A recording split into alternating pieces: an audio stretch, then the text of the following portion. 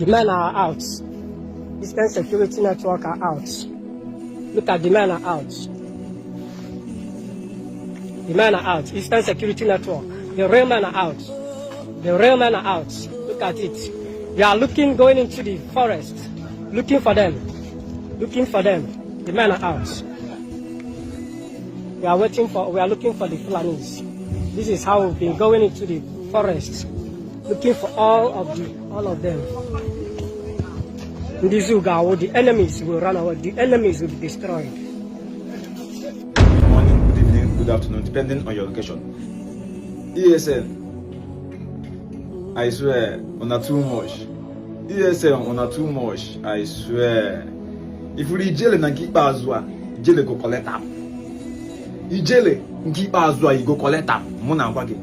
I mean, they tell you, you go collect them. You understand it? Thank God say that our men Apatabago dies, our men Apatabago in full chest. No be wine. You understand? So happen if Ijele na Buhari akwiri or drop of it, don't know, or drop of it or drop of it. Opo haje sekurcha ebeli ne ndaosano level and no sekurcha ha plus non the no men on ground na boso. This video go so no the men on ground if na boso. ESN they can never learn. Other about anybody also. You understand? So this video is congratulations to my lovely people, Biafra people, those now bambo na this struggle. Now I conquer this struggle. To ESN people, BOB members, congratulations to you people. I really appreciate. To all my people, they don't support Biafra, they don't support the lovers of Biafra. Just need the congratulations in comment section. And I'm going to don't follow a big Ijele post to locate original. Then Ijele h0o na men are producing deaths, na men are producing culture this time. Men are producing culture. You understand? So when we Ijele h0o, eventually promise Ijele na nkweli o na ekweli. Obosan umaza ya pari aka. Gwana na type I love this Ijele so much. Don't worry.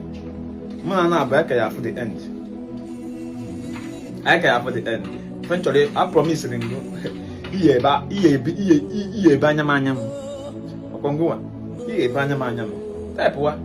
love Ijele so much. Ijele is the healer. Ijele is this and that. Don't worry. You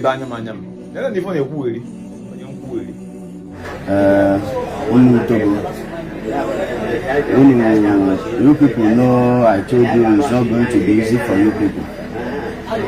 We have been keeping quiet for long.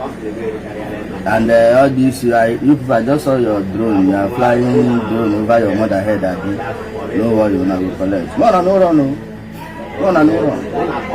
On a go see, on a destruction, how it will happen. All these buying drone buy people for this also. When I go here from Paramosis, we are in Africa. You have to know the difference between Paramosis and nonsense in Ijele. Our moon when it research, it goes through overwhelming firepower. Don't worry when I go here.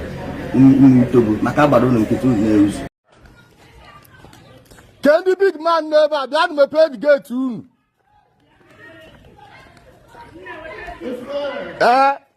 Me pay rules also. Didn't me pay rules for me. Get him there. Go to Kia, me pay rules I'm a pay one like again, dead. You know what I want to go to me.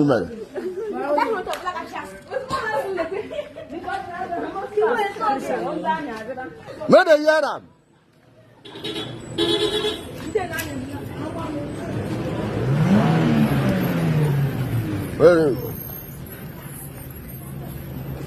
Ma would you?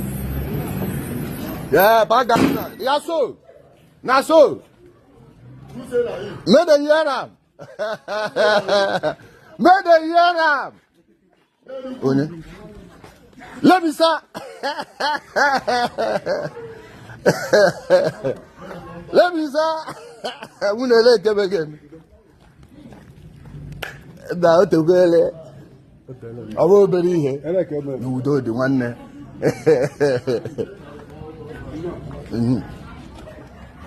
That's so they do am.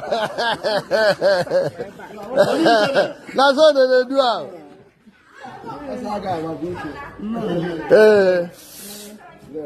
Ọka awọ mọrụ n'ikuku. Ọka awọ mọrụ n'ikuku. Yes, ọka ọ dị na so. Live in Umuduru Amanduba, Otago. Mudi Umuduru Amanduba. Umutobo. Putawazi Obahu. Just Terenu. Egu can remember video just Terenu, Otago. Yada menu. Better the Yaram. Away. Yes, so. Now so. Made a Yaram. I do Maka just a full Maka. He lied. He lied. Okay. Umutobo. Anom na airline no Maka. Here wa full Maka. Otago. Come collect Obago. I had other mezu bread no Maka. I pass B44. About baby Gagu. Don't worry, boss. My cross aside that. My Bia no Maka. I make waru ne wood. I got Buru ne wood on our full Maka. All that full Maka here. What would that full Maka? Oh, and dog had a bano and do to and Obama. Hey, back on Ndush. On Ndush. Umush. It's a moon. Don't worry, all my people, you see. This video that just played now, this is the video for which one Utobo Ufeke from Omaka living in UK, or is using a UK number. He made these comments that he's showing right now on the screen. Where in that video did I threaten innocent people? Where in that video did I threaten innocent Okada men? Please, if you are an Okada rider in Omaka, so long you know your hands are clean, you have nothing to fear. There is no reason to be afraid, and there is absolutely nothing anyone is going to do to you. But if you are one of the people working as informants for B44, I-Pencil, and the rest of the criminals, I want to assure you that you go your own don't finish. You are just living on borrowed time. You know, say me, I know just the tell persons, all these ones, Umutobo, where they shout your days are number, people will not get days, where they shout your days are number. No, I don't know be like that. If I get that information, if your report gets, can we go here? Report to give me written at my table, he gave. If you are ever fingered and we investigated it and see that you are one of the Okada riders that are informing all these criminals the movement of law enforcement, or the people they go carry, go buy or go collect money for their hand, your own will finish. Are you hearing me? Nkegi gave. Igari cha efuri unu na-ezuzuari on kita agbado na agba. Anyways, onye nke na-ede na-edekwe. Ị na ndị na-ekwu na-ede no mbosi ga-enwe time gị idecha elọta Nigeria. Idiot.